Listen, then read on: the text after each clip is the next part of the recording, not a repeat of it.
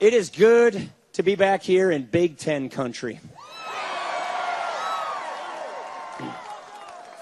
You know, I think the season opener is my alma mater, Miami of Ohio, against Ohio State. Go Miami, huh? Yeah. All right, I know. There's one football game I never miss every year, whether it's in person or on TV, and that's the Buckeyes versus the Badgers. What a great rivalry we have. Okay, go Bucks. All right, yeah. You know, we've got a big decision to make as a country. This is a clear choice, and this is not your ordinary election. This is not who's going to be president for the next 4 years. This is what kind of country are we going to have for the next generation, for ourselves and our families.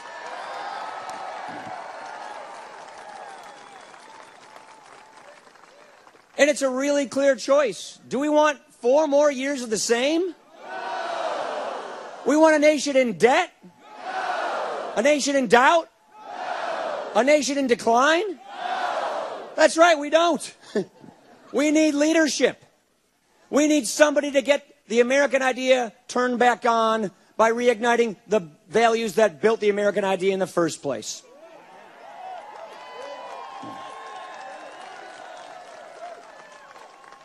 Here's the problem. President Obama and too many politicians like him in Washington have been more worried about their next election than they are about the next generation. And so, he's out of ideas. All he's offering is more of the same. Look, let's be clear. President Obama inherited a difficult situation when he came into office. Here's the problem. He made it worse. We're not going to do that. We're going to lead. And what we are seeking to do together with you is to earn your support, is to deserve victory, so that when we win, we have the mandate and the moral authority to fix the mess in Washington and get this country back on the right track.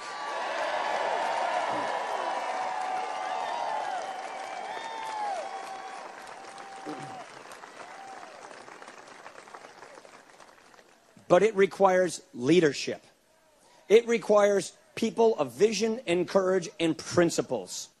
You know, the historians tell you the qualities that make a great leader.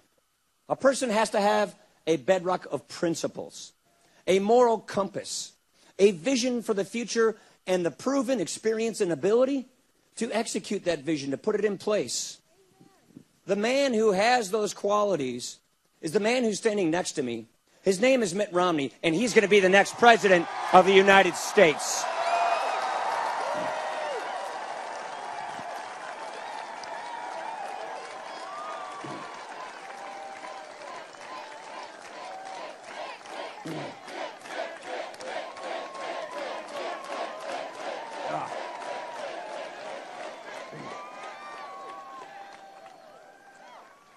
Look at the man.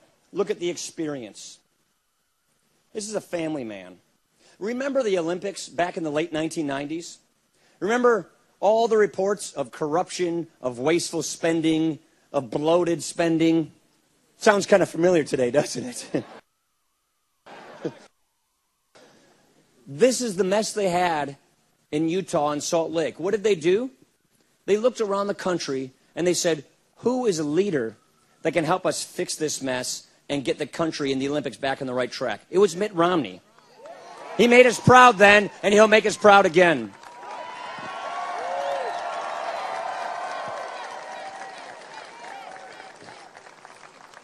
Look at his experience in business. And by the way, having that kind of experience is a good thing. Being successful in business is a good thing. When people work hard, when people take risks, when people succeed, we should be proud of that. We don't resent people's success. We want to emulate people's success. That's a good thing. This is a man who started small businesses. This is a man who turned around struggling businesses with an astounding degree of success. He helped create companies like Staples, Bright Horizons, Sports Authority. This is a man who I am so proud to stand by, who through his personal experience and values knows that if you have a business, you did build that.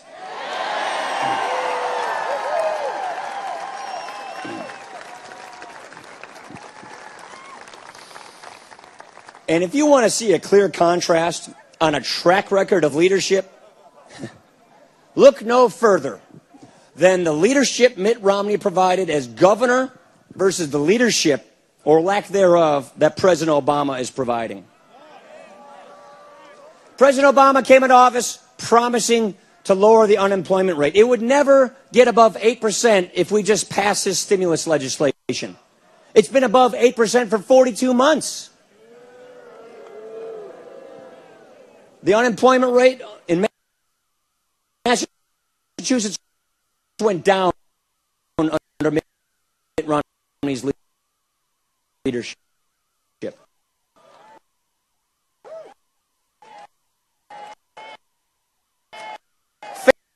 Family income. We just saw some new, really ugly statistics this morning about how the middle class has been hit so hard in the last 3.5 years. Family household incomes have gone down by more than $4,000 over the last 4 years. Under Mitt Romney's leadership, when he was governor of Massachusetts, it went up by $5,000.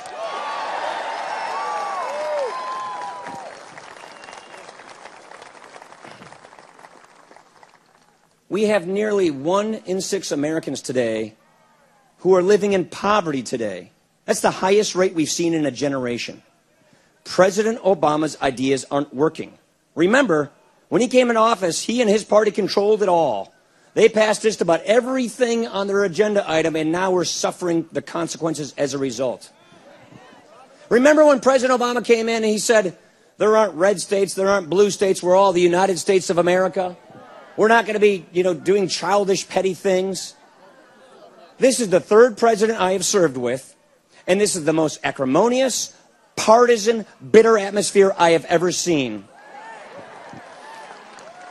When Mitt Romney was governor of Massachusetts, a Democratic state, and he was a Republican governor where the legislature was controlled 87% by Democrats, what did this man do? He didn't demonize. No, he reached across the aisle and he balanced the budget without raising taxes.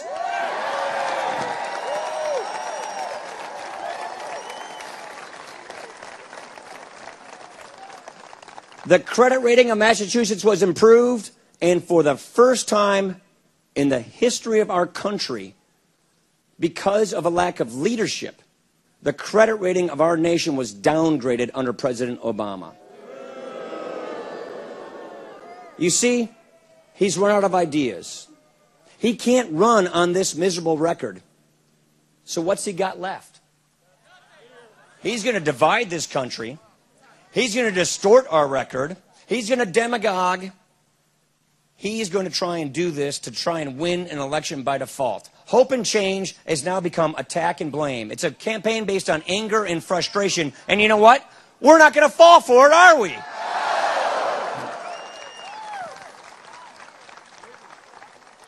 Every now and then, the president sort of drops the veil and gives us a glimpse into his worldview, his governing philosophy, what he truly believes. You guys know Joe the plumber, right? Remember that comment, we're just going to spread the wealth around? It's this belief that the economic pie is fixed, that one person's gain necessarily comes at another person's loss. It's the idea that the pie is fixed and it's the government's job to redistribute the slices of the pie how they see fit. That's a bunch of baloney. And I'm not talking Oscar Mayer baloney, that's just a bunch of baloney. We want to grow the pie so everybody has a chance at the American idea. We want to restore the right to rise. We want upward mobility. We want every American to be able to achieve her potential. That's what we do in America. That's the American idea. Remember when he was talking to a group of donors in San Francisco, And he said, people like us from these Midwestern states, we like to cling to our guns and our religion. All I got to say is one thing. This Catholic deer hunter is guilty as charged, and I'm proud of it. We are.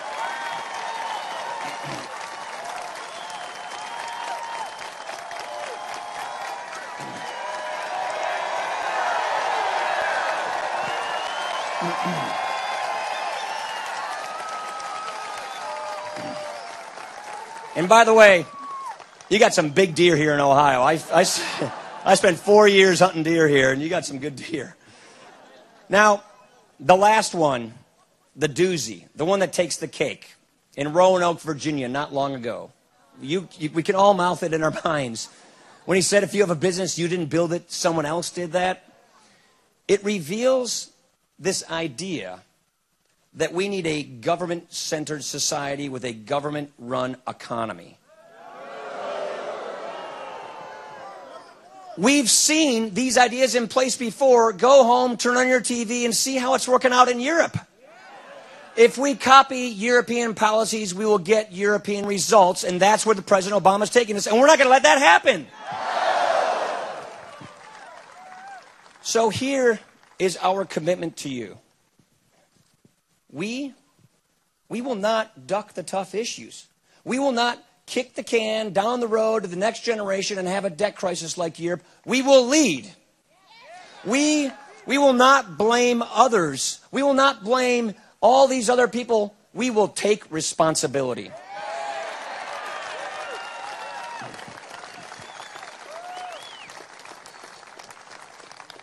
And most importantly, we will not try to transform this country into something it was never intended to be.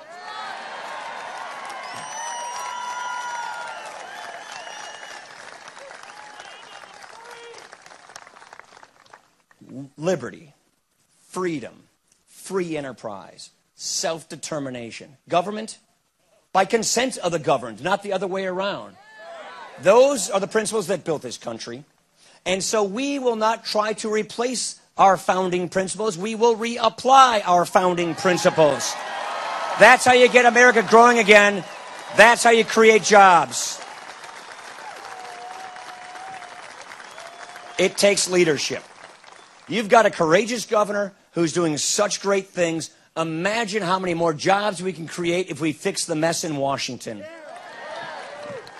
It's going to take leadership.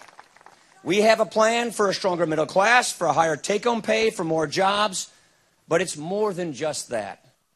It's about reclaiming the idea of this country. It's the only nation founded on an idea. It's precious. Our rights come from nature and God, not from government.